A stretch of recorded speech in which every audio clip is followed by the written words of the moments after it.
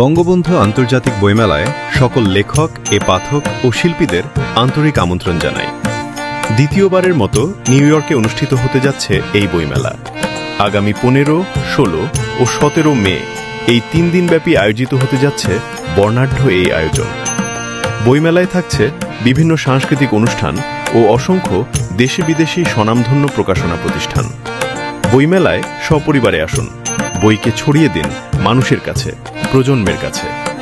জয় বাংলা, জয় বঙ্গবন্ধু। বইমেলা সফল হোক।